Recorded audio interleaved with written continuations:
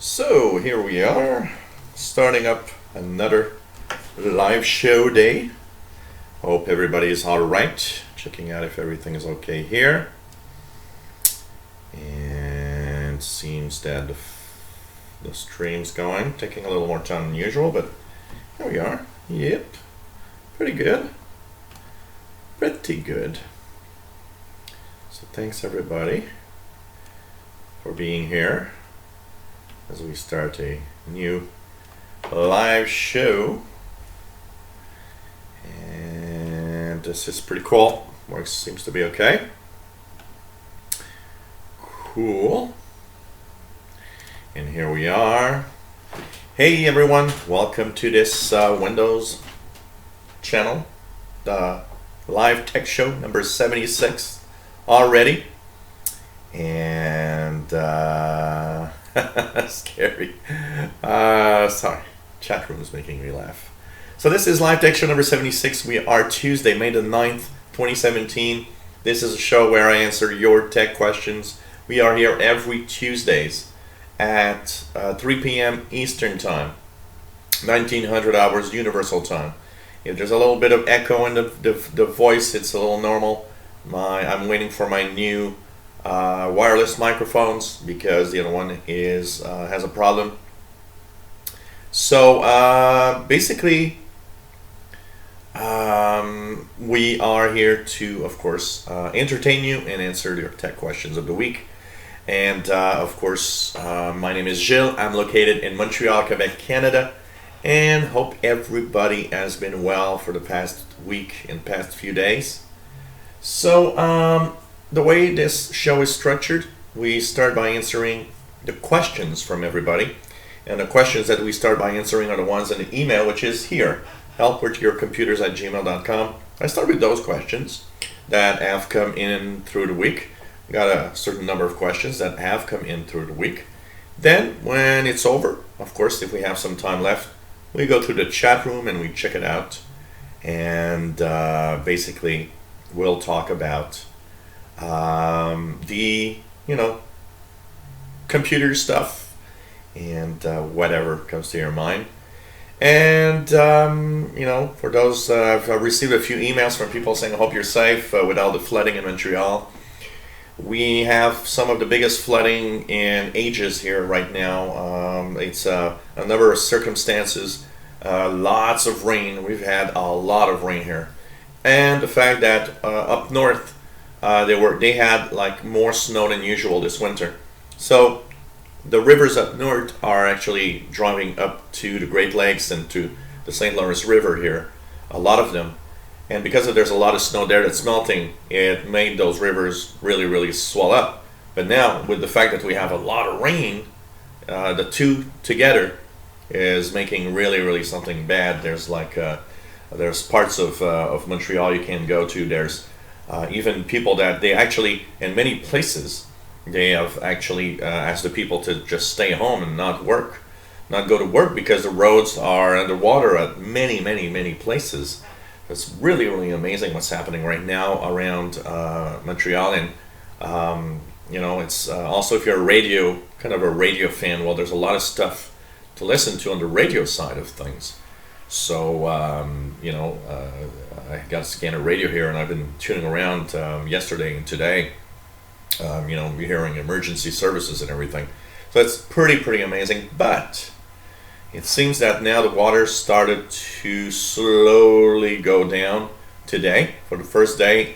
And so in the next few days, a lot of these people will, of course, go back in their homes, hopefully.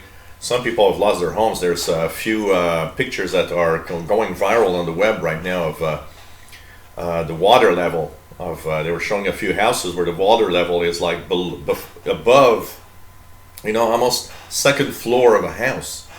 It's so high, it's just incredible. So, but here we're not affected. Where I am, we're not affected at all because here I am in one of the highest parts of the city, first of all. And this affects really around the island, the people really near the river. There's the St. Lawrence River, the Seaway, St. Lawrence River to the south of Montreal, and there's the Rivière des Prairies to the north. Montreal is basically the city of Montreal is a big island. So we are here in smack in the middle of an island, but most of the island is high terrain, so like here. So here there's absolutely no effect about that. But people that live closer to the water, there's even some people that actually never, I was seeing on the news a woman. She'd been living in her house for 55 years. And it's the first time ever that she sees in 55 years the water actually reach her house from the river. She had never seen that before. And so, it shows you that it's pretty exceptional what's happening here. But things are slowly getting back. But damn, it's cold. We're supposed to have almost 70 at this time of year, 70 Fahrenheit in the daytime, which is about 21 Celsius, which is a normal high for this time in May now. We barely, I think it was like +6 a little before I started the show. It's like not even 40 Fahrenheit. It's damn cold. Really, really almost beating cold records right now here in Montreal, which is amazing. Hopefully, in a week or two, all of that will be thing of the past. And so just wanted to, because I know a lot of you have sent me some emails, wanted to know, if everything's all right and what's happening. I've even have a few people on the radio channel from Europe sending me articles that they've seen in their local newspaper about the flooding here. So it's really going around the world, I can tell you that. So, okay. First things first, donations are a very important part of what I do. And basically we try to do our best with these live shows. It takes a lot of time to prepare, it takes a lot of time to do, and of course donations are a good part of it. So patreon.com/radioandcomputers is one way you can become a patron. You can also send me a PayPal donation at the Yahoo email you see here.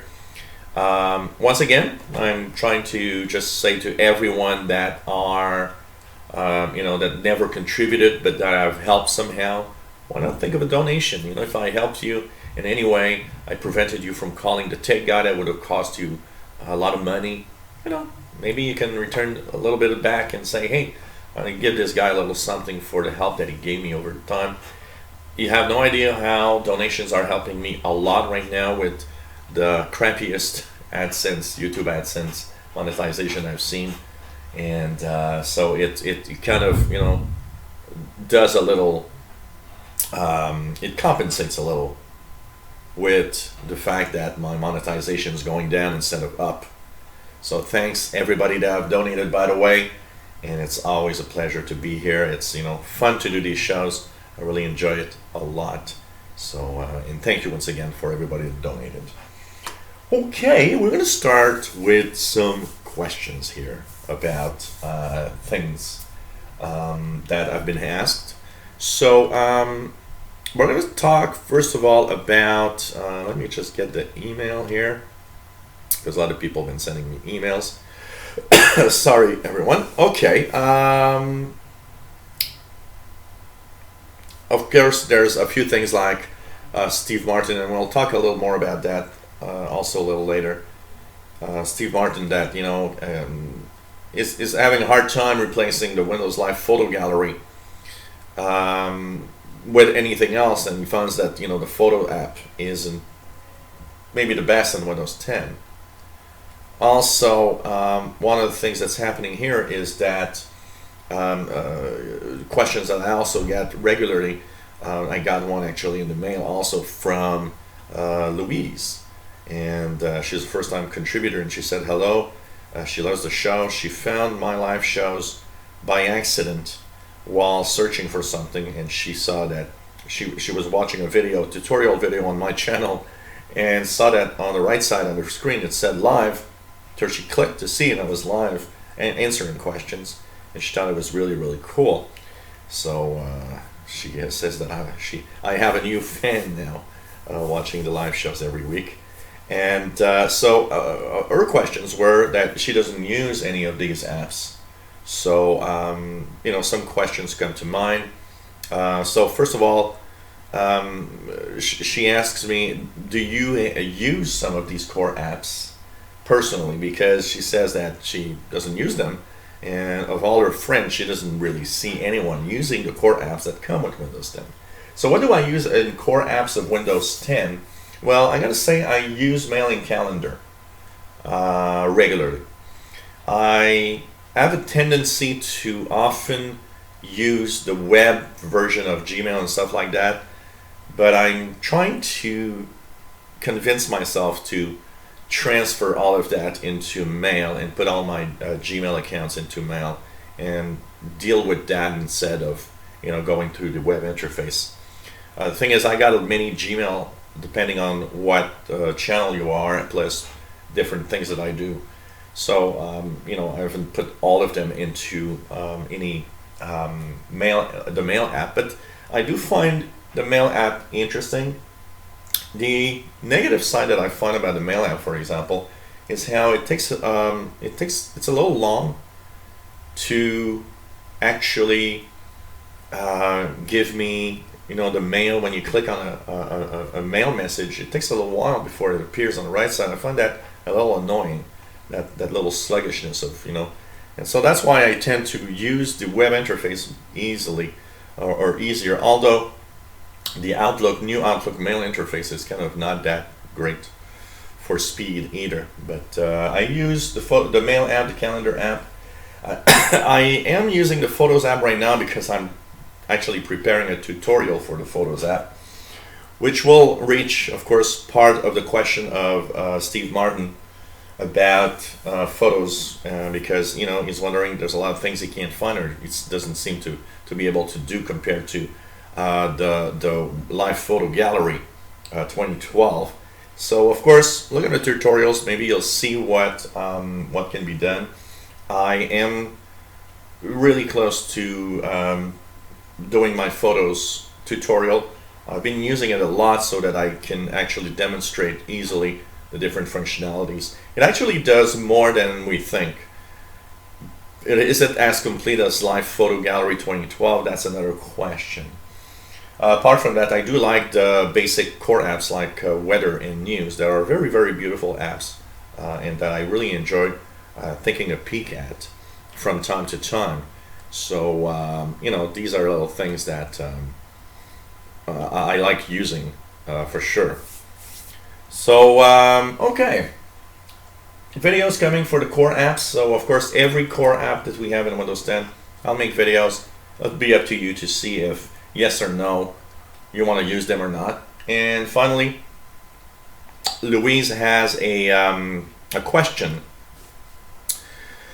about deleting the core apps. Is there a way to delete them? Because she says she right-clicked and she noticed that there's no there was no uninstall button. And yes, Microsoft doesn't want you to uninstall them. You can delete them easily if you just install CCleaner by Puriform. CCleaner has a uninstall program option, and you can actually uninstall even the apps that you cannot install. My recommendation for this is, fine if you want to remove them. Just one thing: keep the Windows Store app, because if you ever want to have one of these apps again, that's where you get them. You can go back to the Windows Store and re-download one of these apps. And if you remove the Windows Store, you're it's getting complicated to how to put it back because it's you have to use the PowerShell to do so, and it's a little more complex. So you can delete what you want, but keep the Windows Store just in case. I think that's the best way to do it. And with CCleaner, you'll be able to remove them if you want. It's easy to remove them with CCleaner, actually. Okay, Windows Live Essentials, and this once again is a question I get so frequently. There's Steve Martin with that, and we also have a question that comes to us from George, and basically it's Windows 10 Photos app, but what else is there to replace that? Like what There's the mail app. Don't like what else. George also was using the Microsoft word processor that came with the Windows Live Essentials, and he was wondering, is there something free that you can use? So okay, first for the basic word processor, if you want something that's really cool, you know what? LibreOffice is fantastic. LIBRE, LibreOffice is a complete equivalent to Microsoft Office, and it is totally free. It has a great word processor. It is a powerful word processor, as powerful as Microsoft Word. So it, free, and it really updates all of these apps. So you'll have, a word processor. You'll have Excel equivalent. You'll have a PowerPoint equivalent. So it's a cool app to get. LibreOffice is the best free replacement if you want. As for the mail app, Mozilla, that actually makes Firefox web browser, has a nice replacement that's called Thunderbird. Thunderbird is a mail client, and if you are one of those that actually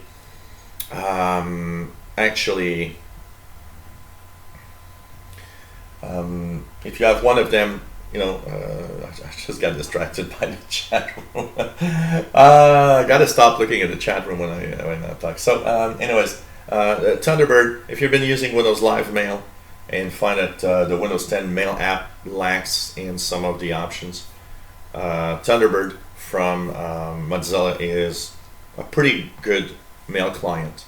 I actually have a lot of people that I know that use it and been using it for a long time, so not bad of a replacement if you want to. Now, as for photos, okay, one of the sad things is that there were many Photos app that were interesting, that were discontinued, including Picasa from Google. So that's kind of interesting. Now, replacement for the live photo gallery and a computer. I gotta say, for the live photo gallery, I'm not sure exactly. I'm not sure exactly what I would say to use on that one. I don't know if anybody's using an alternative to that except the Photos app in Windows. There's a few things, XN View. There's Google Photos actually you could use, but Google Photos. So you could use Google Photos. That would be an option. But I don't know. There's a few things there, but most of them are not free. They're like freeware, or they're limited trials. I don't know if anybody,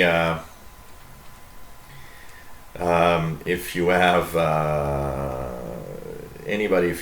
an app, a specific photo app that you use that you like. I don't know. Check it out. Let me know. But for now, don't really have an idea of a Photos app that could be interesting. I'll be looking into that because these questions raise, sometimes I wake up in the morning and I'm like, okay, I've got these and these, videos to do, and sometimes I do get up and like, what should I, do of a video that would be interesting today? Well, that brings me a few new video ideas that I would like to, post videos about. So, it's cool for that. So, that's pretty much my answers to these questions for now.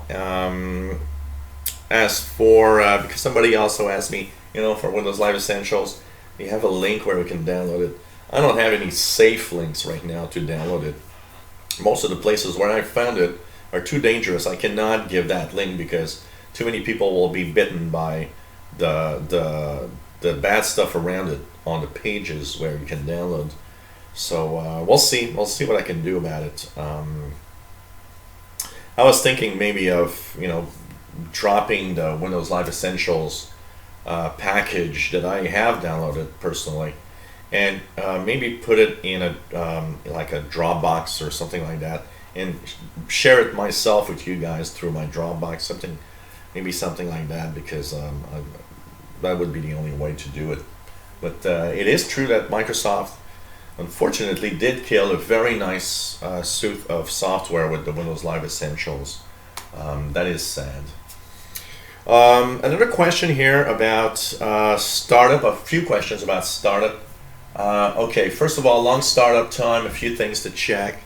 This one comes from Susan. She says that she has, her computer's been getting slower and slower with time at startup. She was wondering what to look for. Essentially when your computer gets older and you don't reinstall Windows, you keep the same install, what's happening is that Windows itself gets bigger with time. With the software that are installed, the registry gets big, the files everywhere that Windows has to load. Unfortunately, when you uninstall, a lot of that stuff stays there. A lot of the files stay there. So what happens is that you uninstall a program, but it just doesn't, it still leaves some files behind. So one of the first things that you should check for when you want to see or try to have your computer run a little faster or start up a little faster, right-click on the taskbar in your Windows operating system and go to the Task Manager in Windows 10 and Windows 8. In Windows 7, you can type msconfig for Microsoft configuration, msconfig, and run that. And you go to the Startup tab in the Task Manager or in msconfig. There you will see every pieces of software, everything that's loading with your computer. And basically, you have there a list of all the things that start up with your computer. Now there you will have also a status, a little bit of information of the name of what starts up, the publisher. Then you'll have the status of it's enabled or disabled, and then you have startup impact. That is interesting because the startup impact gives you an idea of how basically how much resource it takes when your computer starts up. So you want to basically disable as many things as you can in the startup, but be careful because you can sometimes disable stuff. Of course, you don't want to disable, for example, the Windows Defender, or you don't want to disable maybe your antivirus or certain types of software. There are things you will leave enabled because you don't want to disable them at start. But I can safely say that most of the time, 60 to 80% of everything that's in there can be safely disabled.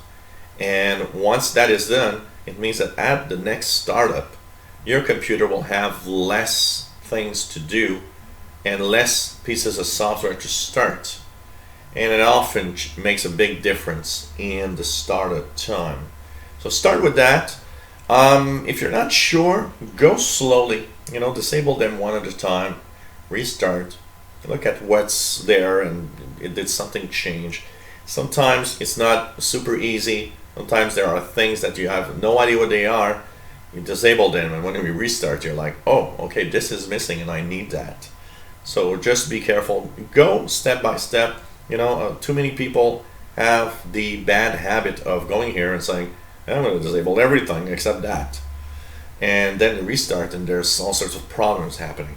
So be careful with what you disable or not, but it's safe to say that you can probably disable more than 75% of what's in there, and you have no effects on the PC usage itself, but it will start up better. And even very often when you lower the number of apps that are starting up with your PC, what's cool is that you also have the PC things, um, the PC itself running faster. So that's why it's a good thing to check for. One thing to check for, and it's one of those important ones, and I have a great example of it from yesterday. Yesterday I had a few tech jobs, and one of my clients found that the computer was kind of slow to boot. Going through your list of programs, you can go into your control panel, into the programs in Windows 7. You can right click and your start button on Windows 10 and go to apps and features and download apps and features. No, wait, is it that? It's not that. It's well,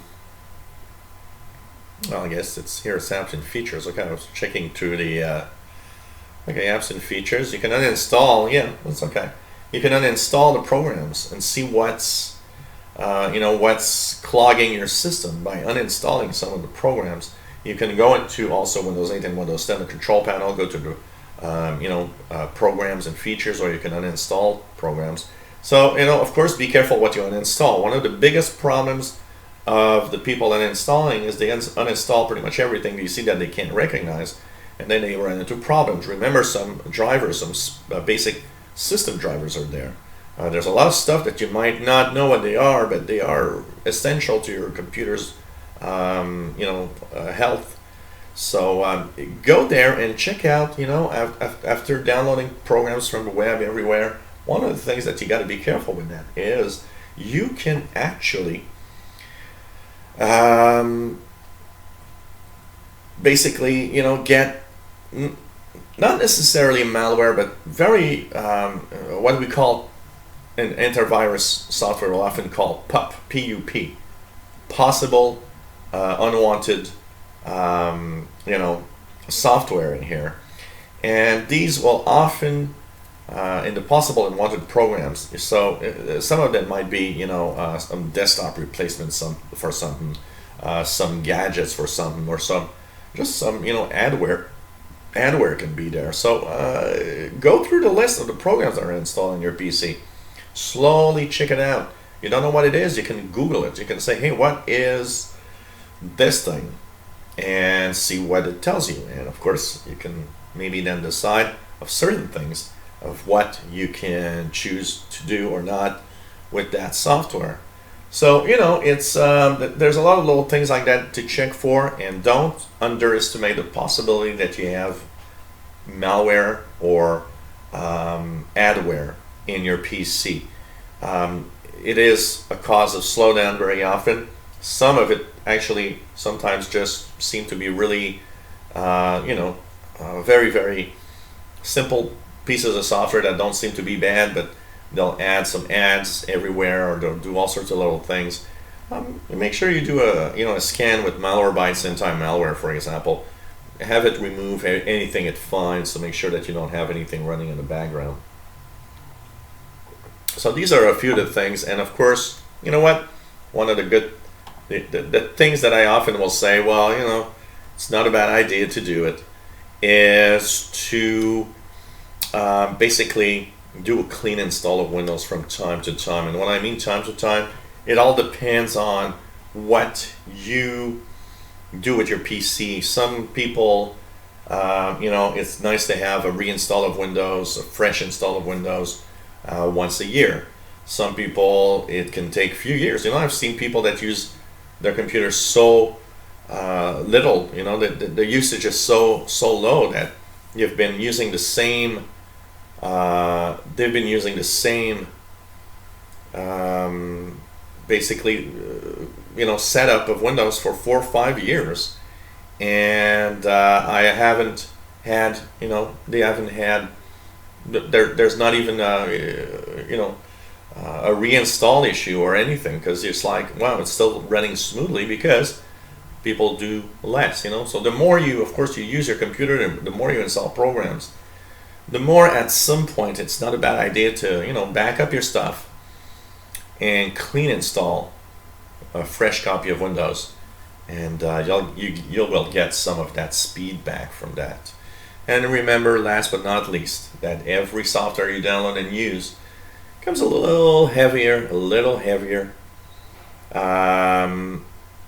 that than before, and your PC is getting older, so it doesn't have the same speed, the same power required than 5 years ago. Sometimes I get clients that say, hey, I bought my PC, it was really fast when I bought it 7 years ago. And then they come and they say, oh, why can't I have it going as fast as 7 years ago? And of course, the answer to that question will be, well, the thing is that 7 years ago, your PC was running software that was designed for the power of PCs of 7 years ago. And then suddenly now, they are, much heavier. They require a little more resources, a little more RAM, a little more of that CPU. Makes the computer go slower a little bit.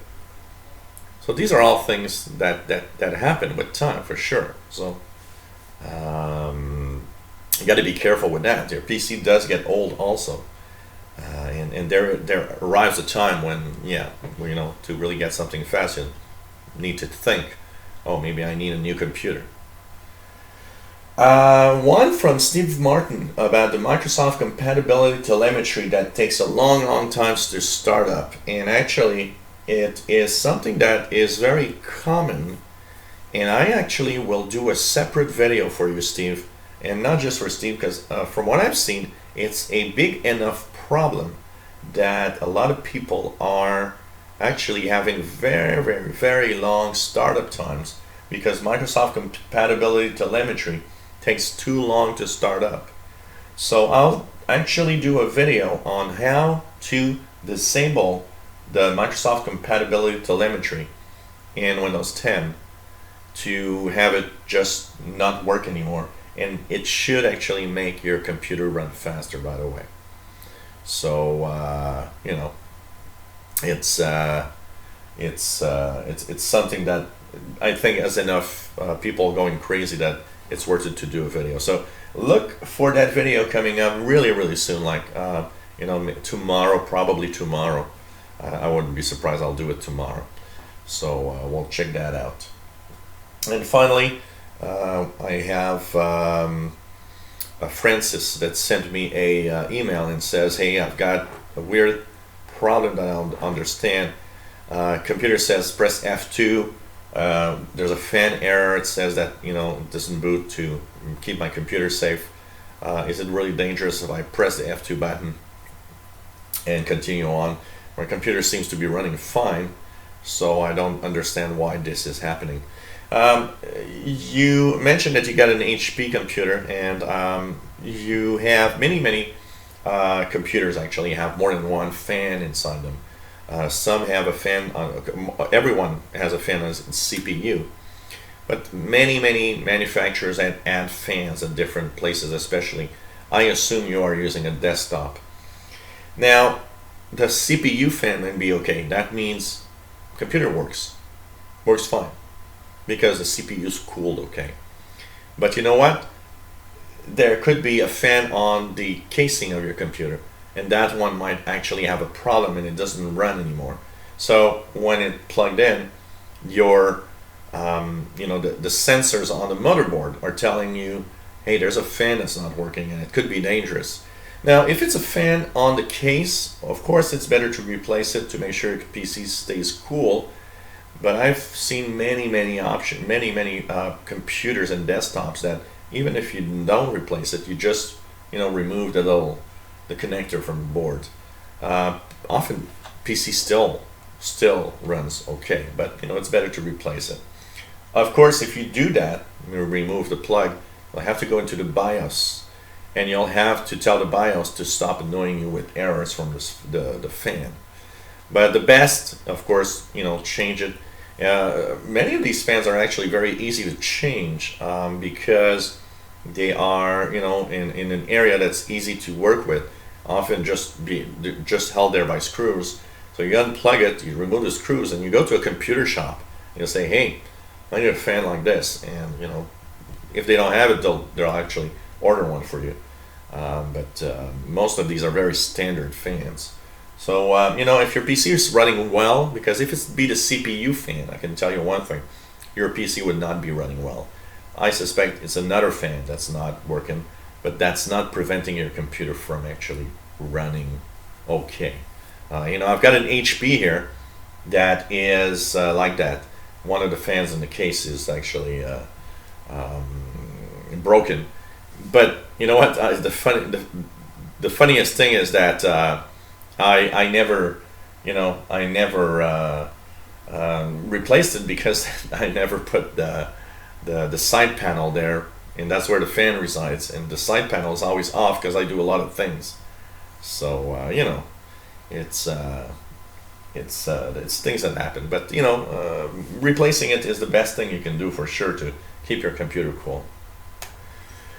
Okay, Windows 10 S information and stuff. Now I have here our friend Stephen Mail that that wants to ask me a question about Windows 10 S.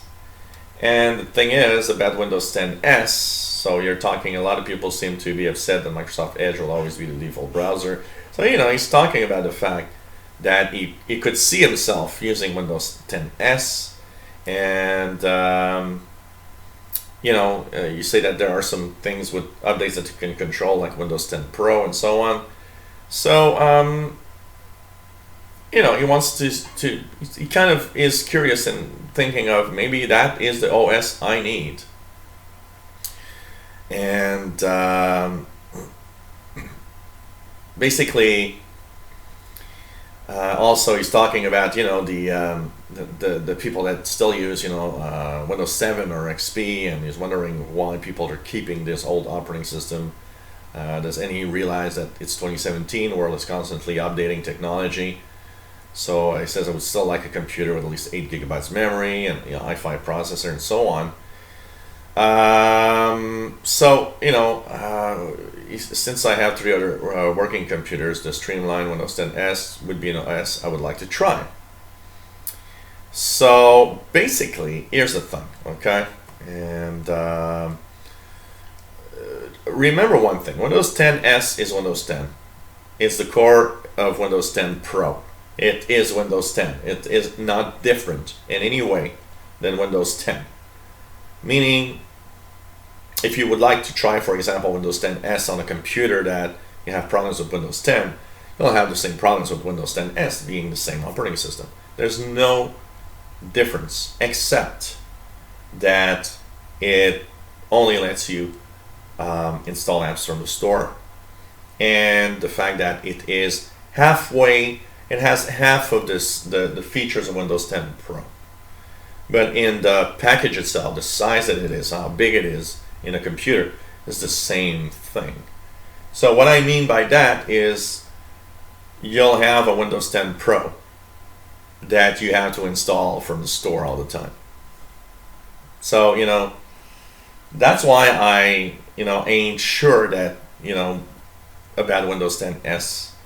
Now you do say, I understand it's from the store, you install stuff from the store only and so on, and you like to try that, but the problem with Windows 10 S is that it's just, remove the fact that you only have to install from the store and that you're stuck with Microsoft Edge. It's the same thing as Windows 10, so might as well have Windows 10 Pro if you want to have the features of of the updates that you can postpone more or stuff like that. So the positive points of Windows 10 S, okay? Yeah, since some of the features of Windows 10 Pro are in there, you can use TrueCrypt, encrypt files on your hard drive.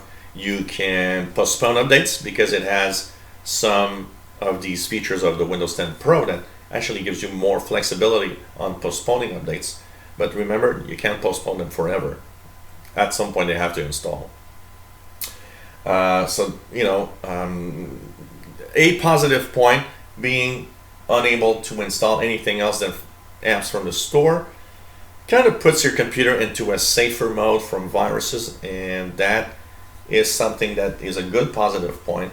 If you don't mind using Microsoft Edge and stuff like that, you know, it's going to work. It's going to do its job.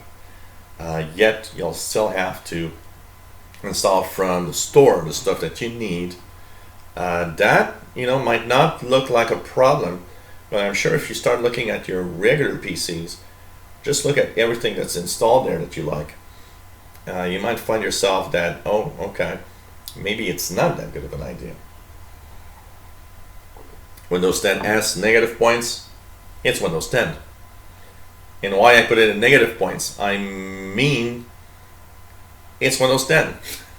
So I don't get the point of Windows 10 S, because it's a big operating system. It's Windows 10, nothing different than Windows 10, except they tweaked it to prevent you from installing, you know, desktop apps and stuff like that. So it's the same thing. There's no difference in the core itself. It's Windows 10. And you might as well get Windows 10 Pro if you have Windows 10 S. At least you got the flexibility to do whatever you want with the stuff that you need about, you know, about with Windows 10 Pro, like the postpone of updates. You know, other negative point, you have to get stuff from the Windows Store, which is very not interesting. I mean, if I was stuck in the Windows Store with Windows 10, I'm not sure that Windows 10 would be my everyday operating system suddenly. Personally, I would still probably be using Windows 7 or Windows 8. You know, this one, maybe I would have still been using Windows 8 because I don't want to get stuck with only installing stuff from the store. Now, there's a positive thing about Windows 10 S that could happen. If Microsoft pulls it off, okay, and there's a lot of Windows 10 S suddenly that gets sold through computers. One of the interesting things about it is the fact that maybe it could push more developers to make apps for Windows Store. And that's something that could be interesting if they push it for that. So really kind of interesting to you know, to see that. Well, could that make more, you know, more interesting apps suddenly appear in the store? That could be interesting. But you know what? All I got to say about that, Stephen Mail, and it's my take on it, is that that's just Windows 10. And you might as well take a Windows 10 Pro in a machine instead of taking Windows 10 S, because there are no differences, except you'll be stuck with Edge and the store. And, you know, that's my take personally. You know, that's my take on it for sure. Okay, Linux distro problems, and this question comes from Peter. Peter's in the state of California, and says, "Hello, I've been watching your videos, very interesting. Then I stumbled across the recorded shows of your live shows, and now been going around with that. And questions that come to mind is that he would like to have a Linux distro on a PC. And one of the biggest problems he's got is that he's got a lot of, you know, it's impossible for him to install Linux distro on his computer. Every time he's got problems, every time there's something not going right, every time he goes, every time, you know, he tries to install one, black screen, errors, all sorts of stuff, and he's wondering how come there's, you know, no Linux distro that works on his PC. And he says it's a very recent PC with a Core i7 and so on. He would really like to have a distro. You know what? One of the biggest problems with distros of Linux is the fact that there are many computers out there that don't have the required drivers. So your computer might be actually so new that it's not supported by the distros. no drivers are available for some of the hardware that you got. So you get to a point where the system can't run because there's just no drivers there for it to run. It happens on many machines. There are machines that I can't, for example, that i5 machine that I do the live shows there, I've never had a distro run on it. It never did. When I was trying to use it with live CDs, for example, it just, I always have a blank screen because it seems that the Radeon graphics chip in there is a chip that is not supported, and that nobody ever did a driver for it. So Linux distros, I have this issue. It's possible that it won't work, or sometimes there's are glitches. For example, I wanted to have a Linux distro on the desktop here. I would install it, see everything here, but then I would simply not have an image once it's installed. It would install and I would see everything, and until the end, then it would say, hey, you got to restart and everything's done. Well, it would start, and I could see that there was a it was running, but it didn't have any HDMI output from the graphics adapter, and there was no possibility to do so. It was really weird. So it's one of those things that it's one of those things that happens, unfortunately, with distros. And sometimes it will install, it will work, you'll have a missing driver. Missing drivers, there are two sides to this. One of the things you'll have to go through is the different forums for your own distro. So for example, when you install Ubuntu, you've got, I don't know, no printer driver or no Wi-Fi driver. One of the biggest problems I get very often, no Wi-Fi driver. And basically, the Wi-Fi driver, the thing is about the Wi-Fi driver is that, or any other drivers missing, is that maybe there is a solution. One of the biggest problems that is happening with that is a lot of companies that make hardware actually have hardware that is very that have drivers that are really unique to them, and they don't want anybody to fiddle around with that. And so some companies make it hard to have third-party drivers for certain things. Some companies just don't want to. One of them is Dell. Dell is often one of the companies where a lot of Linux distro don't work on many PCs, because for a long time they were running proprietary stuff with their own Dell hardware, and there was like nobody would could do a driver or something, because Dell would say, hey, no, you're not allowed to do that.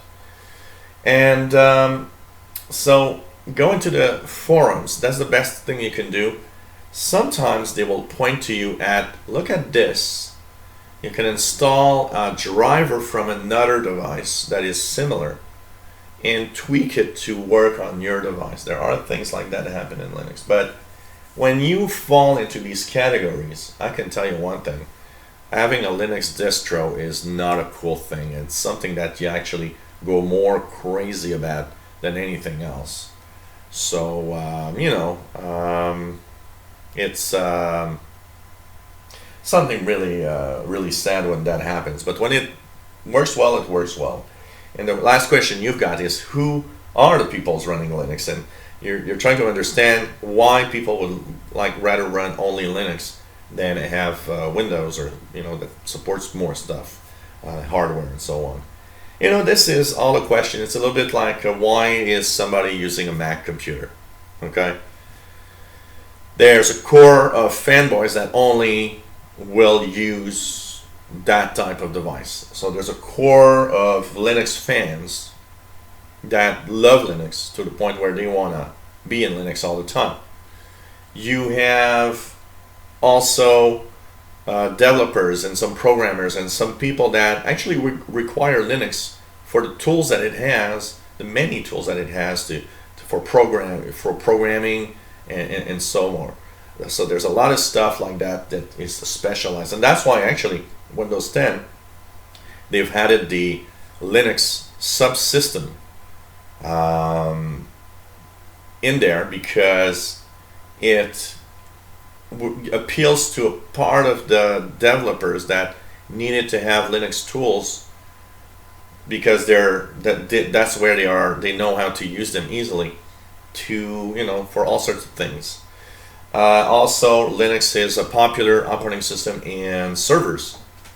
Many servers around the world are running Linux distros because it is, free, and compared to Windows Server, and it is, it's part of the machines are working with that. So some people have Linux because they are tech guys or girls that work in Linux environments for work in an environment but that require Linux because they work in a Linux environment. And there's also part of the population that runs Linux because they just can't stand Windows.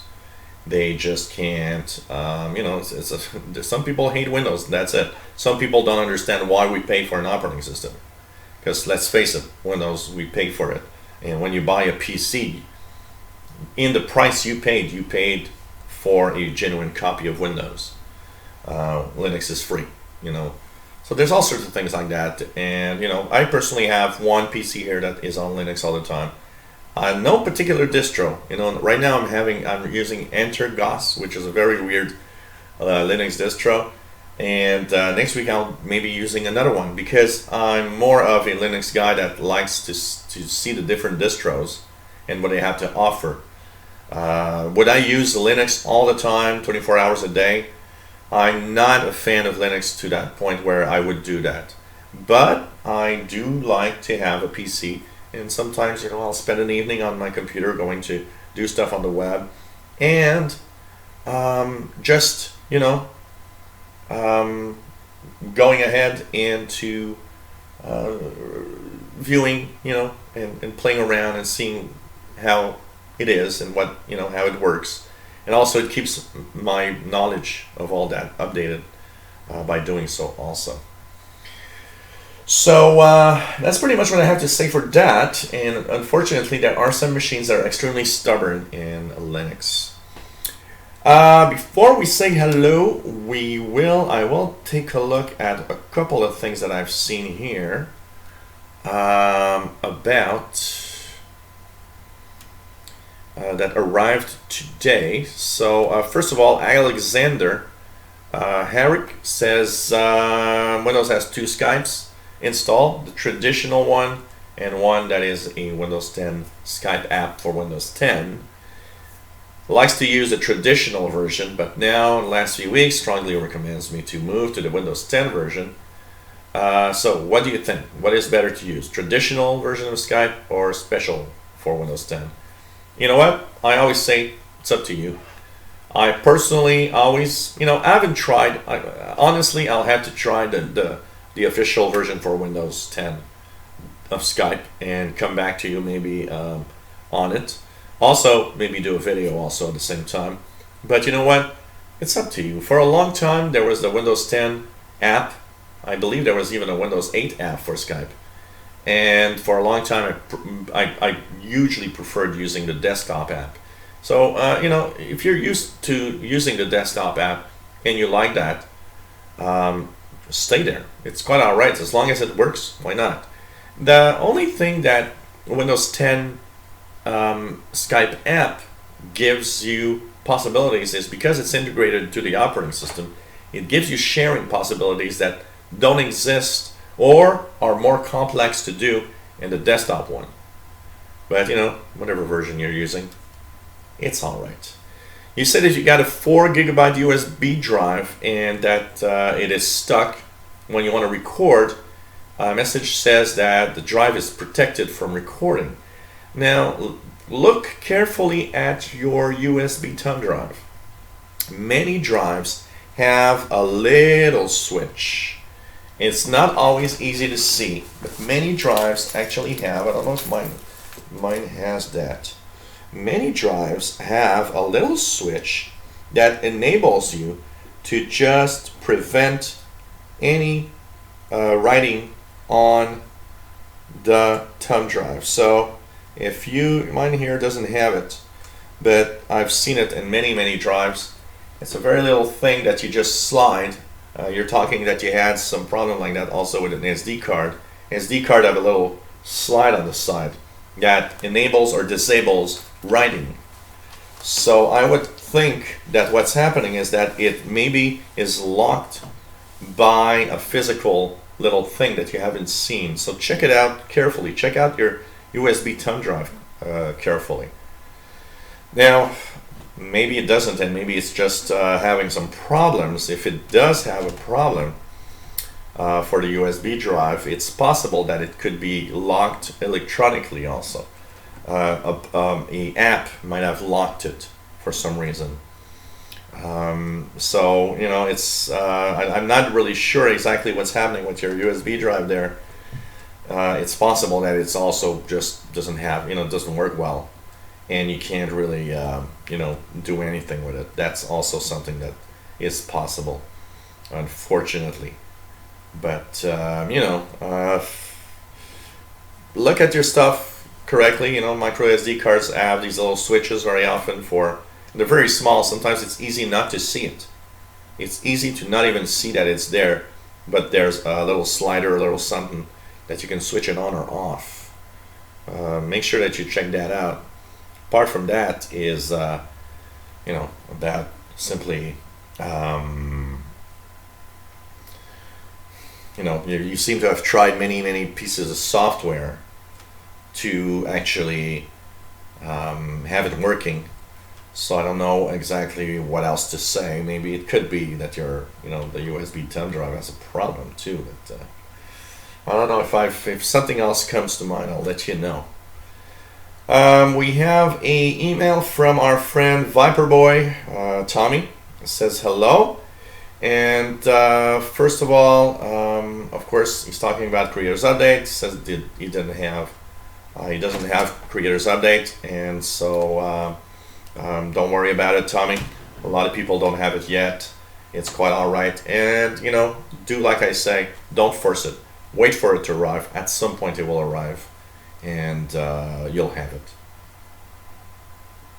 I've seen 4 Windows 10 machines from my clients in the past 2 weeks, and none of them had Creators Update. So it gives you an idea that they're moving slowly in the upgrade this time around. Also,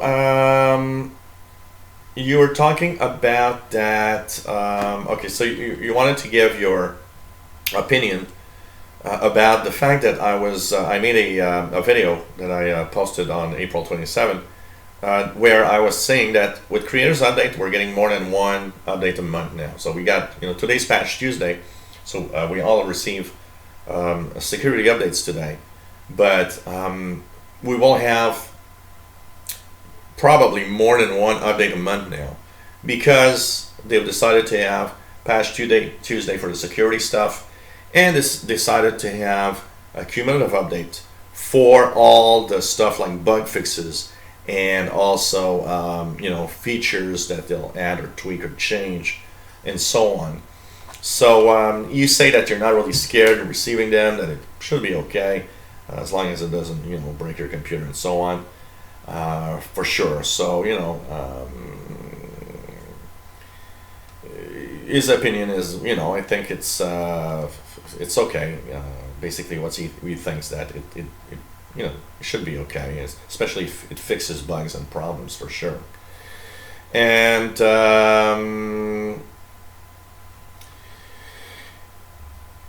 another question is it really necessary to have them one or more cumulative updates? What Microsoft's thinking about that? You know what? Here's my take, okay? Want it or not, we were kind of having that because our cumulative updates that we got, I was looking today, for example, at the cumulative update that we get for security. It doesn't just fix security stuff. I noticed that it has a lot of bug fixes for people that had issues on Windows. So what basically is happening is, instead of packing everything together, I think it's not a bad idea to have the security stuff on one side, the bug fixes on another update. It separates bug fixes and improvements from security. And I think the idea is not bad. I think it's not bad. I think it's better like that. So, of course, scares a lot of people a little more, but I think it's better like that. It's better than having a big package that does everything. So, okay. And finally, even though you don't or are not connected to Ethernet connection, can you show us where Ethernet connection for metered connection will be once I have cumulative update? So you want to see that. Well, I already posted a video about it, but it's very easy. When you click your update, so when you click your connection, when you're connected with Ethernet, you can click the little screen on the taskbar, and that will pop up a the settings that you can go through. And by going to network and internet settings, you have there the slider for simply using the metered connection option. So look at my videos. There's a video that I posted, and I show everybody where that is in the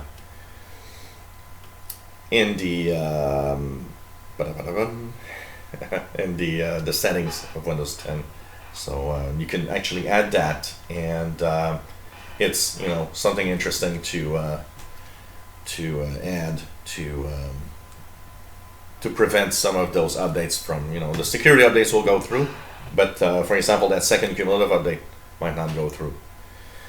Alex Tuttle says a good topic to talk about is it like with Google Home Assistant and Amazon Echo, and they have microphones. And what I think about privacy and the privacy policies with these microphones that are actually open and listening in all the time.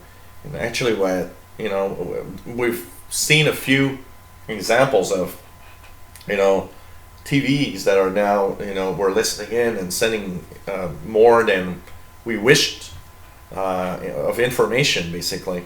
So that's a delicate balance. It's like Cortana in Windows 10. You gotta believe that the open mic is there only to make it understand commands that you want to issue, and not to spy on you. There's a famous case in the United States right now that is a little disturbing in the fact that an Amazon Echo listening in was able, even though it didn't send the information, it did retain information about a crime that happened in the home because the microphone was on, and it could listen in on what was happening. And that could be used as proof, which means it's kind of a little complex here. What should these devices have in privacy? Technically, like Microsoft, all companies are kind of telling us, hey, this is anonymous stuff. When you do a request or ask something on the Amazon Echo or the Google Home Assistant or Cortana, it's anonymized. We don't really know who you are. There's a very thin line here, and we gotta just hope, really hope, that the companies that make these devices, that Microsoft with Cortana, are fair and square with us in these devices.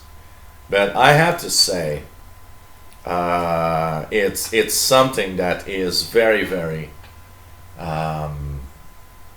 very, very interesting indeed, because what is listening in on us, that's something. That's something. So anyways, hey chat room, how are you? Just want to say hello to Tim Robinson, Mad Radio DX, Maple Pearls, Patrick Manny, Albert Zappa. We have, what do we have? Anybody say hello, please, if I miss. Alex Tuttle, I just answered your email. Bobby Burgess, hello there. Nice to have you here. Nice to have everybody here.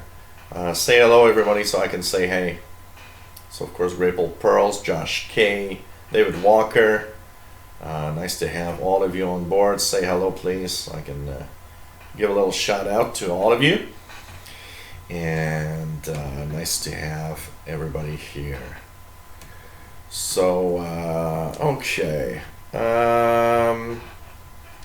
What else do we have here? Some people are talking about SDRs. So have you had, Bobby, have you had your SDR working? Have you tuned around with it? From what I believe, it doesn't have, it doesn't have shortwave. It's a VHF, UHF dongle. You need a up converter for it to have shortwave.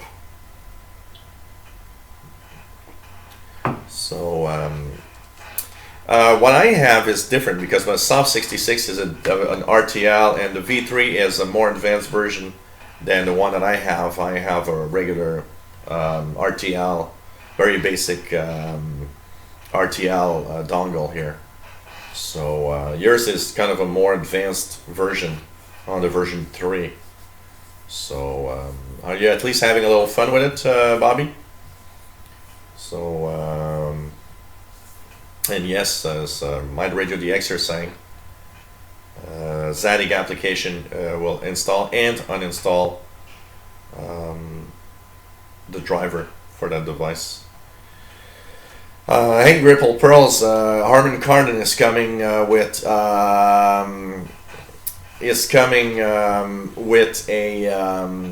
this fall. I don't know if you've seen my little video there, but oh really? The V3 has direct sampling for HF? Oh, okay. Have you been able to tune around HF? Just out of curiosity. I'll keep that for a radio show, but RTL SDR V3. Let's check it out quickly here.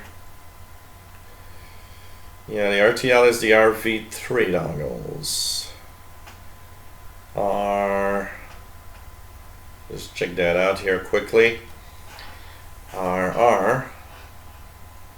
Let's just check it out here.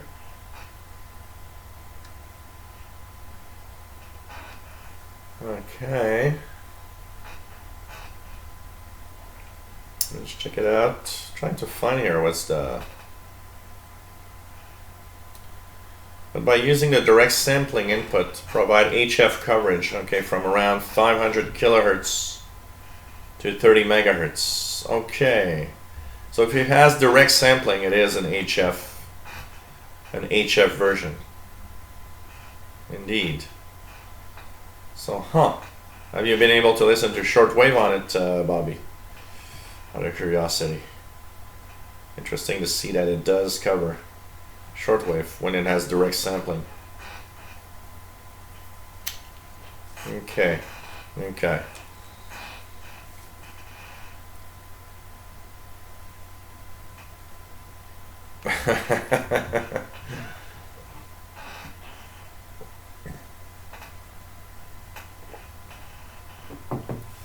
Okay, that's interesting. Below 10 megahertz, but it says up to 30 megahertz on the page that I am here. It's interesting. And we need to search a little more about that. It's kind of weird that it does not let you listen in above 10 megahertz. It's very, very bizarre. So now we're getting Mad Radio DX to spend some money with version 3. So, a little something else that comes through email. Stephen Mail also says, I wanted to know, let you know that for the first time since Windows 8.1, the updates went so smooth that all 3 computers have been updated with not a single glitch in under an hour. I don't know what Microsoft did, but I have never seen updates installed so fast. That is why I would not hesitate to buy Windows 10 S. Yeah, but it's the same thing. I can tell you that Windows 10 S is Windows 10. So there's no difference there. You know, if you're thinking about that or thinking about Windows 10 S as for the stability that it could have compared to Windows 10 that you're using now, is the same version. There's no differences. So if you're thinking of getting Windows 10 S for that reason, it's just Windows 10. So, you know, but happy at least that it works well. You had so many problems. So, for sure.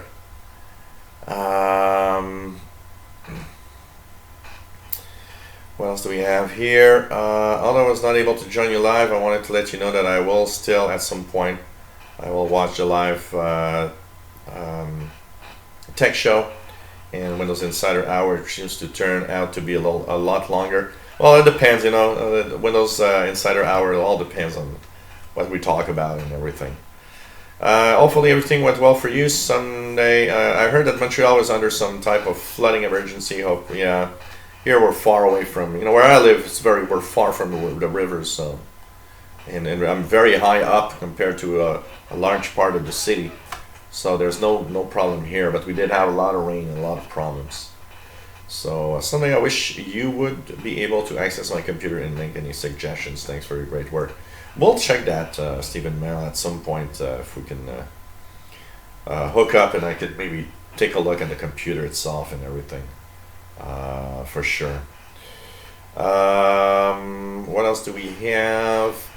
Alexander says, "Hey, Patch Tuesday. I have not got cumulative update from Windows 10. There's an Adobe Flash update, some Office updates, malware protection updates, but not system updates. Still in 1607. You know, I think it should probably pop up at some point if you don't have it in the next few days. You know, these updates, because there's a way that updates are sent out around the world, and some countries and some areas don't necessarily have all the updates at the same time. And what usually we think of is when there's a cumulative Patch Tuesday, you know, it could be on Tuesday for some, it could be on Wednesdays for others. You know, if you don't see it now, it'll surely pop up a little later or tomorrow. So check regularly, but you should have something pop up. There is a cumulative update for 1607, so you'll probably have it. But you know, it'll pop up a little later today or tomorrow. And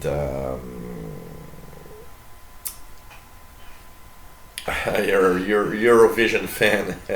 That's all right, Alexander. Oh man. Angel, I'm not getting a trust this device pop-up when starting my computer. To get messages from your other device options are trust now, don't trust, maybe later. I don't have anything else connected except my USB mouse. I run Malwarebytes to CCleaner with no effect. What could it be? Trust this device. It could be simply an update to a device driver. It's very, very, I don't know. Any other information that you can give me? Is there kind of an info of what type of device? Is there more that you can tell me, Douglas? It's very, very interesting that you get that. And I don't know. Anders Muller-Wolf says, I accidentally jammed a fork in the disk drive and one of the points snapped and now it's stuck. How do I take the disk drive apart and get the point out? It's a laptop. I really, really hope you can help. You know what? From Denmark. It's usually extremely easy to remove for most computers, the disk drive, because it often is held in place only with a one single screw on the bottom of the laptop. So look at where the disk is, the disk drive on the side, and follow underneath a little, you know, maybe 10-15 centimeters away. You should see a screw, And when that screw is removed, you actually can slowly, with, be gentle, remove the drive. Usually at first it's going to be a little hard, then it comes right easily, and you'll be able to maybe tweak and check out how to remove. But you might have to sometimes when you break a drive, it's some drives are like stubborn. You just have to really go crazy on them before you can really remove them for sure. So I don't know. Okay. What else do we have here? Anything else here? Updates are downloading right now from on his computer, Josh. So yeah, we're gonna need a raft. Patrick. Hey, Paul Harrison saying it's buffering, but everybody else is saying that it's going. That's okay. Matt Radio DXer says it's okay. So I don't know. Could be on your end also. Here everything's green, so that usually means everything is pretty good, and so should be okay normally. Hey, at 6 p.m. a little later we have our Windows Insider Hour, and basically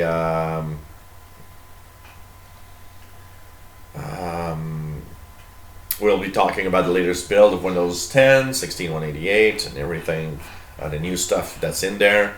So hope you guys and girls can join in for a little later. So 6 p.m. in an hour and 45 minutes from now, 6 p.m. Eastern Time, 2200 UT. We are going to talk about the latest insider build. So hope you can join us in that fine little program later on. Anybody have questions, anything that they want to know about? And I would guess, Douglas, just for the trust this device pop-up, maybe you had a driver update and it just kind of wants to really know again if you trust this device, but it's kind of weird. Trying to see what could be doing that. I'm not sure. Not sure at all. Okay, apart from that, we have Build Conference this week. It's starting tomorrow. So, of course, I'll be keeping everybody updated on what is going to happen and what they're going to announce in there. I think it's going to be pretty cool. And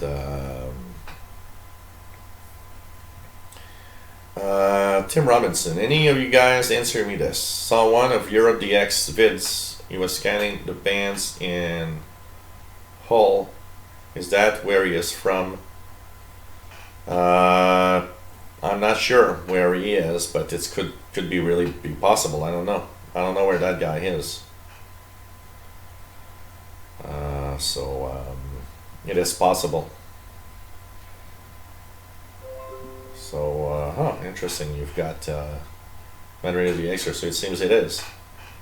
So, it's okay. Let's just check it out. I haven't received anything else for now, but I don't know. You just send one. I'll wait a few seconds. I'll have it probably. Grapple Pearls. I now have 3 of those telemetry updates, all same KB number. Is there something wrong with my machine? It says all successfully installed, updated, yet still don't have cumulative update. Nope, it's quite all right. You're not alone. A lot of people are mentioning that they're having that. It's just that they're updating the telemetry. And so they're verifying your machine. You'll eventually probably, because if it installs fine, there's no problem.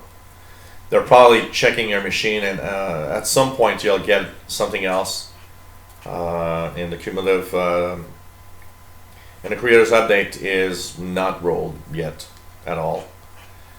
And the best way to see if your computer's all right is this week, Ripple Pearls. In the next few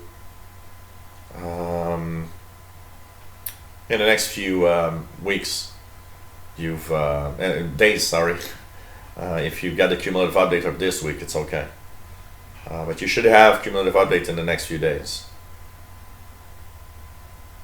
It's just because they're updating it all the time, Grateful Pearls. So they're each time it's a version that checks different things on your PC, so that it can see if it can upgrade to cumulative update, to creators update. Sorry. Hey there, Stephen Mail. Nice to have you here. And yep, answered your question. And about the Windows 10s, it's very simple. All I got to say, Stephen, is it's Windows 10. So it's not more stable or less stable than Windows 10. It's Windows 10. It's the same exact thing. It's just tweaked to not have desktop Windows desktop 32 apps, and that you're stuck with the Windows Store and using Edge. And yes, it's derived from Windows 10 Pro, so of course you got some of the tools for the Pro. But if you're to get Windows 10s, you better get Windows 10 Pro. It's exactly the same thing. At least you'll have all the things there for sure. So that is not impossible, Stephen Mao. That is not impossible that they could do so. But I do not think for now, it's not the case for now. What they would probably do with Windows 10 Home is mostly what you want is mostly that I've heard that a lot of the new PCs coming out, they would like to maybe have Windows 10s on these PCs. And one of the things that they want to do,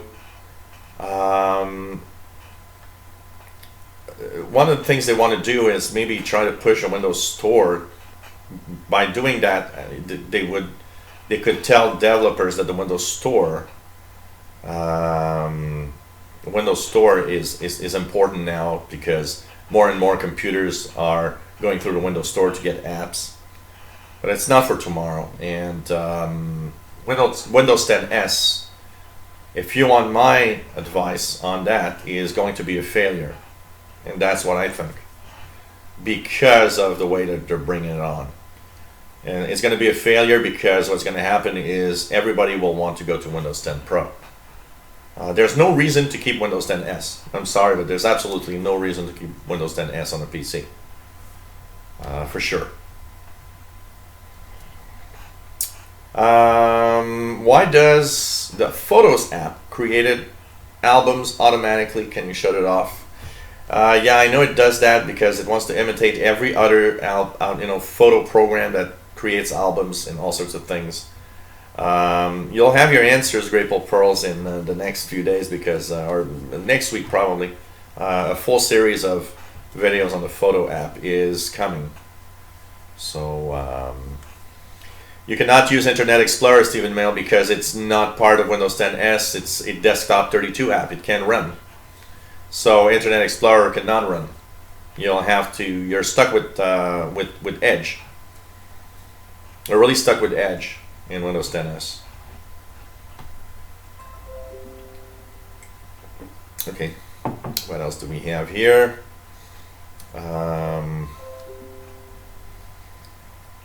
But I don't think Home is dead yet. I can tell you that. What else here?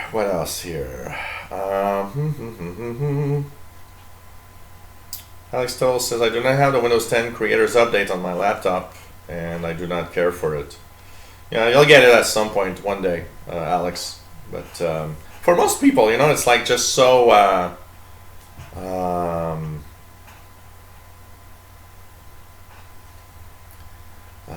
it's for most people, they don't see a difference in Creators Update with anything else, with the other versions of Windows 10. It all depends on what you want. So yeah, Bobby, I'll check it out and see. The best thing, Bobby, would be to maybe just let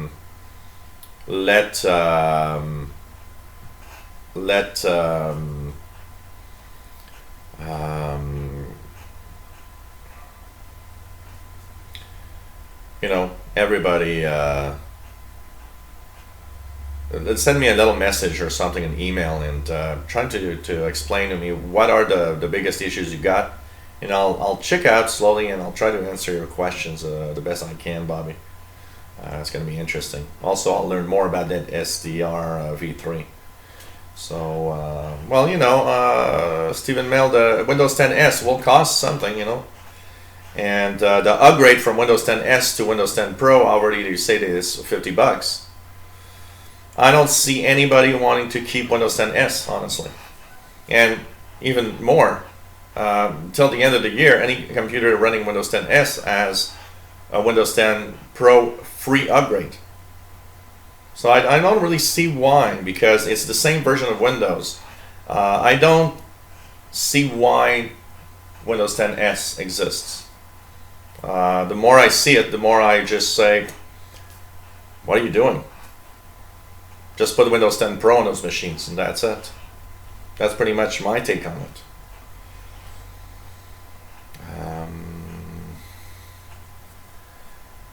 Tim says, Armin Kardon speaker Cortana, why running on Linux? Am I not a cut down version of Windows 10?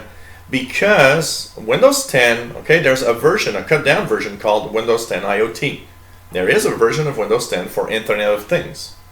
But it has one minimum demand that the Cortana, the Invoke speaker from Armin Kardon, because it's going to be called Invoke, doesn't have. It doesn't have a screen. And Windows 10 Internet of Things, Windows 10 IoT, requires a screen. It doesn't work if you don't have a screen. That's why they've run it in the Linux mode. It's because Windows 10 IoT could not run without a screen. They would have had to add a screen to that device for it to be in Windows 10 IoT, unfortunately. You know, it's kind of weird. You know, it's kind of weird, I gotta say, when you think about it. Yes, it's coming, Great Ball Pearls. There's going to be a lot of stuff, and I'm not going to do just a Windows Windows 10 Photos thing, because it's going to be kind of a series of photo apps. So there's going to be the photo app for Windows 10, but I'll probably have a few videos of programs you can download that hopefully will be free for most of them, to also replace a photo app with something else that you might enjoy better, for example. So that's all coming. I'll also show, for the people that don't want to mess with the photo app, how to actually manually, you know, make your pictures in different folders, put your pictures, classify the pictures, put them in different folders and everything, and just use the Windows photo viewer to view the pictures if you want. So cool, Steven. Hope happy that the Creators Update is working well for you. We've had so many issues that it's kind of nice to see that it's kind of nice that it's working. Yeah, Patrick. I don't think a lot of people have created anything with the Creators Update. I can tell you that. I've created something only because you know, I've created something only because of my videos, because apart from that I didn't do anything. So oh, the cat is outside. Actually, I should see if he wants to come back inside. I'm just gonna check out for the cat quickly, guys.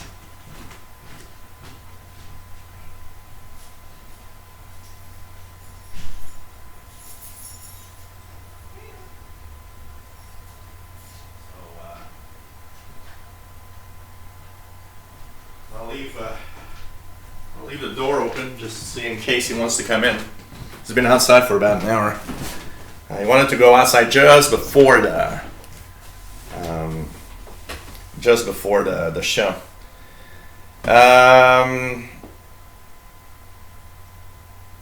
Great Ball Pearls, what do you think about Google's Fuchsia? Yeah, I don't know, because I like, you know, it's interesting.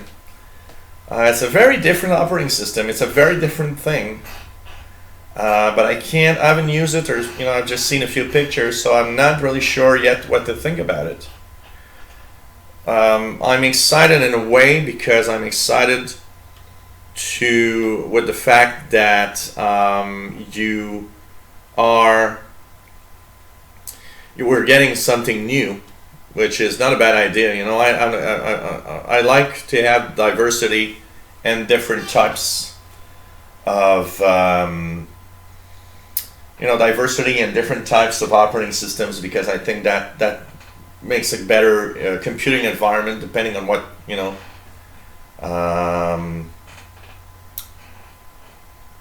it's always nice to have different computer environments for sure. So Stephen Maley, it will not compete with Chromebooks. You know why? Because it's a full-blown operating system. Chromebooks are Chromebooks, and they are operating in a very, very unique way that makes them attractive and very, very low-priced devices. Windows 10 S cannot run in a low-priced device. They said that some of those computers will start at $189. I'm sorry, but if you've seen a $200 Windows 10 computer, they're all kind of crappy usually. They don't perform well, and they don't, they have very small storage space. It's not going to be different than regular PCs. So a correct or interesting version of Windows 10 in one of those PCs will cost much more than a lot of Chromebooks that actually work well, because Chromebooks work on a very light operating system, which Windows 10, even though better than some other operating systems, is not. It's not a light operating system. It's an operating system that requires a machine to still have a minimum of power to work correctly. So I think that's Microsoft saying that is not saying the right thing exactly. No info on the device, Douglas? That is kind of interesting. Usually, what I do, Douglas, I've suffered something that I would say resembles that. I think it was in Windows 7 when, I saw that at some point I turned on my computer and it asked me for permission for something that I don't know what it is. And I remember giving it permission, saying, well, okay, why not? Because if you haven't, if you think about it and you haven't done anything different or downloaded new software or anything, and you're wondering, is it okay or not? It might just be a Windows, a Windows driver, basically. I would say, but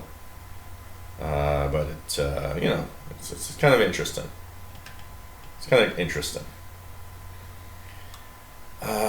What else do we have here? Yeah, I know Windows Weekly is changing date this week. I probably will not be able to watch it. I'm not sure. But I know they are because of the Build conference. And I believe Paul Tarot, Mary Jo Foley will be at the Build conference. So I think it's going to be interesting. Yeah, well, it all depends, Stephen Mel. I've seen some people actually like it better. It was tweaked after people were mentioning what types of features they wanted. The problem with the apps, and I think that's the biggest issue, I think, is not necessarily the Windows 10 photo app is not necessarily worse. The biggest problem is that it's changing all the time. That's more of the problem. They're tweaking it all the time, so there's always something changing in it. And like most people, they don't really like change. I see it with my clients. People don't like change. That's why Windows 7 is still king. People don't care about having Windows 10. The average person doesn't care about whatever runs in their PC. The average person doesn't care about that. All they want is a PC that does what they want to do. And the rest they really don't care. I can tell you, 80% of my clients don't care. You give them some new operating system that does what they want, and they're going to use that for 20 years, and they'll be very happy because will work for 20 years doing what they want. So that's the thing. It's very, very complex. And when you change an app all the time, like the apps in Windows 10 right now, it gets complex because somebody starts using it, and then you're like, I'm just imagining myself, just for an example. If I would have done a big series of a photo app videos in Windows 10 when it came out, they'd have to be redone now because it changed. But that's more what drives everybody crazy. Alex, well, let me send you. Yeah, why not? Why not, Alex? Send away. We'll check it out. So Tim Robinson might have 4 times 2 gigabyte laptop memory for grabs. Kingston DDR3 800 megahertz. Cool. Cool. Cool. Yeah, it's very complex, I can tell you that. Well, we're hoping to learn more about Redstone 3 and build. So that's the main idea right now, because we want to see the future of Windows a little more. I think also the next Insider Preview might start to reflect. We're actually, if you look at the Windows Insider show tonight, we are starting to see Project Neon stuff pop up in our Windows Insiders in the app updates. They're starting to put transparencies and change the look and feel of the apps to reflect upon the Project Neon stuff. So I think that can be interesting. Ripple Pro, someone on a site I read suggested putting Cortana within a picture frame to solve that problem. That sounds like a unique idea. Well, that could be interesting. Picture frame, that could be very, very interesting. Yeah, that could be very interesting for sure. Bobby Jill, I know you're not situated for this, but when you are you able to have private Skype session and interact with people in Skype? That is probably coming this fall, because you guys will see when I come back from my little vacation this summer. I'll have changed things around here a lot, and the setups that you see now will possibly be very different. And one of the major reason for that is I'm in my living room doing this show right now, and I am in a rant with my next door neighbor that's downstairs. 2 kids that make too much noise, and I one night really snapped and just told him what I thought. The problem is that now we're kind of in a war. So every time I make noise, every time I do something, they go crazy. So the best thing to do for me, first of all, is to move all of this in my office. By doing this in my office, I'll not be directly over their living room. And also, I want to reorganize my office, because one of the biggest problems here too is the setup. I have to set up to make these shows here. When we do from the couch, I have to set up from the couch. When I do this one, set up for this one. I do the radio shows, I set up. And every time I end the shows, I have to remove everything. So by doing it in the office, the setups will be already there. The only thing we'll move around is the camera. And every show setup will have a permanent setup that I don't have to, now I have to, like an hour before the show starts, start putting everything in the living room, putting the lighting system, setting up. Camera's not always exactly the same spot, the same way, the same thing. It's not the best of things. And now when I end the live shows today, I have to remove the setup, put everything back in my office, because I know that my wife's going to be crazy. You know, that's pretty much a lot of the things here. I'm a little far behind in the chat, by the way, because you guys are chatting way too fast right now. So, anyways, photo album could be a good idea for Cortana for sure. Also, what else do we have? Yeah, 16 gigabytes is becoming the norm a lot.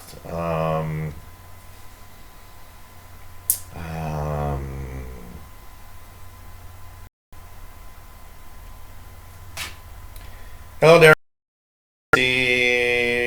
So yeah, Project Neon, everything. But yeah, there will be actually. I'll take Skype calls at some point. One of the things I want here and on the radio show is have a big screen TV, and of course, in Skype calls, so you guys could see the person and also hear the audio. And I think that could be really, really nice. I think that could be fun. Now I have a much faster internet connection and everything, so I think that's going to be really, really cool. So yeah, but PCs are more expensive today, Stephen. Well, I can tell you one thing: that $180 desktop that you bought in 2015 costs at least $300, $350 now, because everything's more expensive. RAM is 2.5 times more expensive now than it was just a year ago. DRAM motherboards are getting more expensive because all the parts, there's shortage of everything. So computers, you know, a $200 computer now is a really minimal computer compared to a few years ago, when the prices of a lot of the parts really dropped to a rock bottom. So you know, and a really good and powerful computer costs more than 500 in general. Patrick says some of the Neon features already showing up. Yep, in Groove, the music TV app, the weather app. I've seen it in. What app did they update with Project Neon? They updated a few apps this week with that, so we're going to talk about that a little more.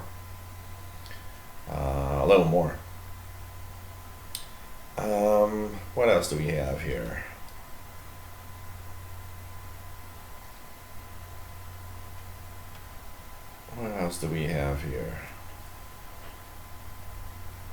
Well, I bought a Pentium 600 megahertz, a Pentium 3 600 megahertz in 1999, and it had cost me $2,200 in HP. One of the first, actually the first PC that had a DVD writer, not a DVD, sorry, a CD writer, a 4X CD writer. And it was amazing, really amazing. I remember doing my first music CDs with it. Wow. So yeah, sure, Alex. I'll find a way to do this and show the setup. Maybe post a picture of it. You'll see it's a very simple setup, but it's effective. It works well, you know. And of course, more things coming slowly. Great Ball Pearl Shield. I saw in an insider build that they were going to bring back the wings for the People app.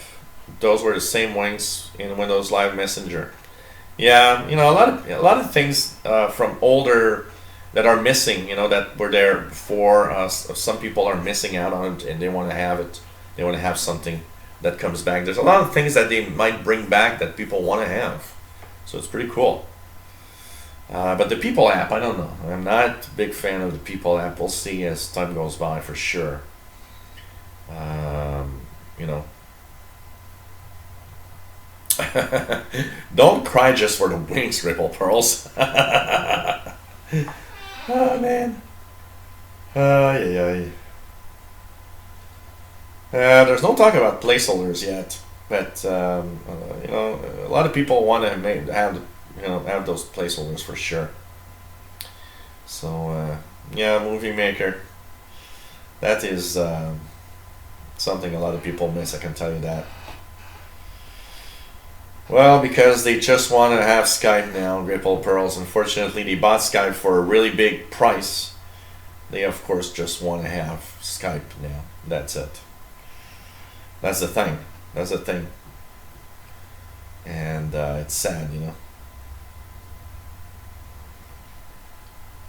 My first PC ever was a PC XT, an 8088 PC XT computer with the PC.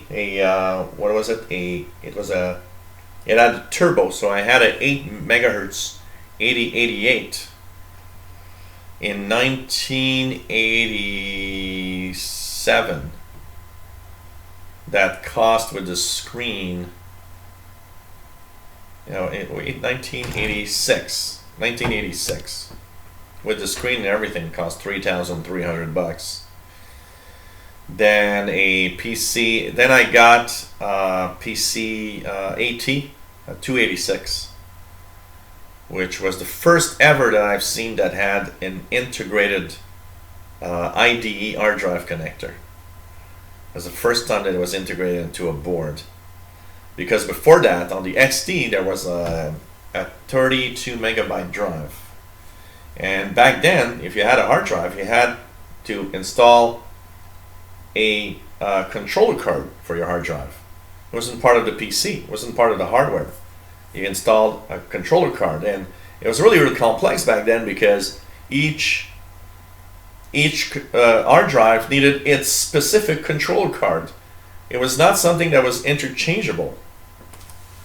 And then was the I had the 286, which I had with here's the cat. Mr. the Cat has arrived. With a 500 megabyte hard drive. And then I had, what did I have after that, man? I moved from a 286 to a 486 DX100. That one ran Windows 3.1. Then I moved to a PC. I moved to a, here's Mr. the Cat saying hello to everybody. Look here, look here, look here. Yeah, hey. Saying hello to everybody. And then I had my first Pentium 166. That really was something. I remember buying a 2.5 gigabyte drive for my Pentium 166 for $400. And from the Pentium 166 that I gave to my sister, I moved on to a Pentium 600, and then I had a Pentium 4 3 gigahertz. That was a gaming machine back then. And then I moved to from my Pentium 4 to, after the Pentium 4, I bought a Core 2 Duo Windows 7 laptop. And then I got a my Core i5 machine here. And of course, lots of machines given to me here and there by clients, for sure. For sure.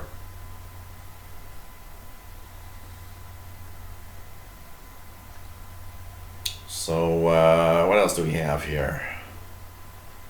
Okay. Kenley says, hi, Paul. Huh? And Paul says hi back, for sure. The extra shortwave kitty, yep. Hey, you beautiful little boy. Yeah. So, okay, guys. It's a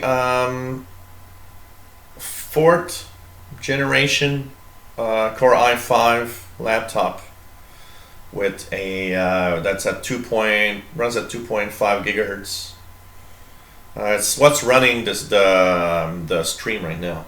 It's the most powerful computer I've got right now here, but it's starting to get a little old now.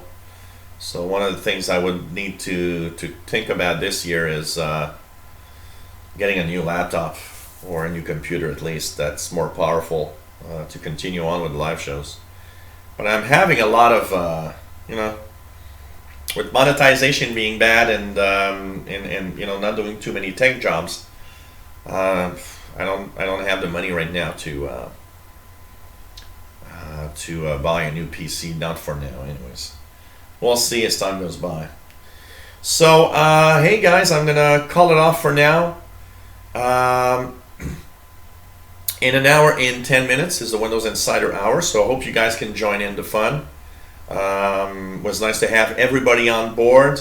Hey, this week is a special week. I have some shows every day this week because I have some special thank you shows. So, okay, bear with me. Here's the schedule of shows for this week. So, Windows Insider Hour coming up in about an hour and 10 minutes. And then we will have tomorrow a special thank you show for the shortwave side, where everybody I'm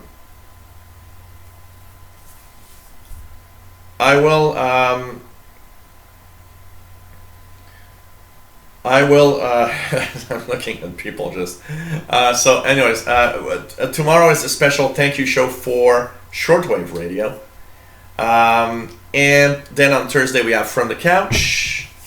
From the couch after that we will have of course the retro gaming hour. Friday, you guys, special anything goes show. And I'm not talking about tech more than that, okay? We're going to talk about anything, but let's make it a special what the hell show and talk about anything except tech. Let's make it different. And I'm thinking of what I could do during the show that could be very interesting that you guys are going to be like, wow. I'm not sure. Yes, I'm not sure yet if Gabriel can be there because it's his brother's birthday, so he might not be there. But basically, it's going to be an interesting show. So Friday, an Anything Goes show on this channel, and it starts at 4 p.m. Eastern Time, same time then From the Couch, 2000 hours UTC. So I think that's going to be really fun. And finally, Saturday, shortwave radio show. We're going to talk about radio, and as usual. Once again, I want to thank everybody that is here, and hope everyone is. I lost my keyboard. I think I brought it with me somewhere when I was going to fetch the cat. So, anyways, just remember tomorrow night is the radio show, Tim, at 4 p.m. on the radio channel, which is going to be a special radio show. But for the Anything Goes, it's Friday night at 4 p.m. Eastern, 2000 UTC. So I hope everybody's going to enjoy it. And so in an hour and 8 minutes, we are going to be on the Windows Insider channel for the Windows Insider show. Hope you guys will enjoy. And for those that we don't see anywhere else, take care, everybody. Stay safe. Love you all.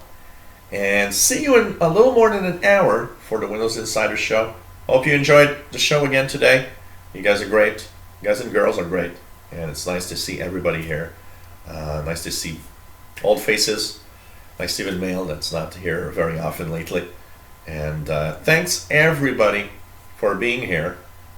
And yeah, it goes. These go really, really fast. I can tell you that. So I'm gonna go to eat some lasagna that I've made today, and I'm back in a little more than an hour, where we'll talk about it when the Insider program. Take care, everybody, and I think I'm gonna go get myself maybe some beers for later. Bye bye.